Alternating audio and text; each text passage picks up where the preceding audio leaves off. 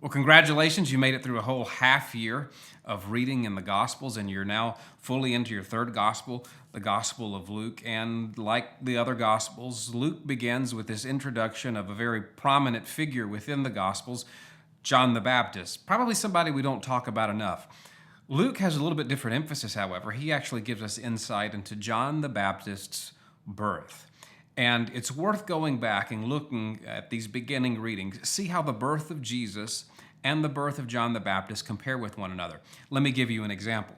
So the last verse you would have read this week, Luke 2:52, says that Jesus kept increasing in wisdom and stature and in favor with God and man. Probably a verse you're familiar with. You've heard quoted in context of maybe children's ministry or child dedication and how children grow up and as an example in the Lord and increasing in wisdom and stature and favor with God and man. Well, it pairs nicely with the comment that's been made about John the Baptist in an earlier chapter. Chapter 1 says the child continued to grow and to become strong in spirit. And then we get this message about John the Baptist that he lived in the deserts until the day of his public appearance to Israel. And when we think of John the Baptist, we sort of think of that guy living the crazy life out in the desert, out in the wilderness. But look at what was being said about John when he's born.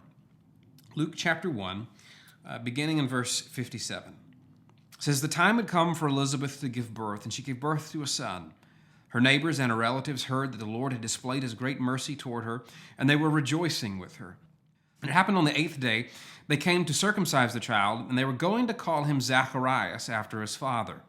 But his mother answered and said, no, indeed, he shall be called John. And they said to her, there's no one among your relatives who's called by that name. And they made signs to his father as to what he wanted him called. Remember, his father Zacharias has been struck mute. And Zacharias asked for a tablet and wrote as follows, his name is John. And all of the people were astonished at this. And then Zacharias' mouth was opened, his tongue loosed, and he began to speak in praise of God. And fear came on all those living around them. And all these matters were being talked about in all the hill country of Judea.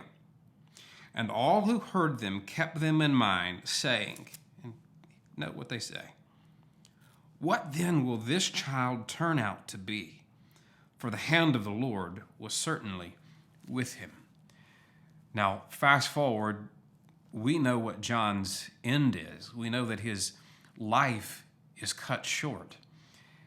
And that's an interesting contrast with what the people think about what his life is going to be.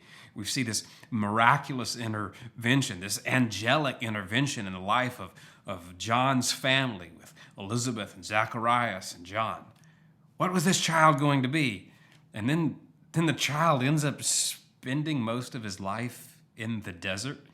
You got to think there may be some people that were somewhat disappointed in who John had turned out to be, this crazy guy out in the desert. And then all of a sudden he shows up and his ministry is impactful, but he's not well liked by the leaders at all. And then he's killed.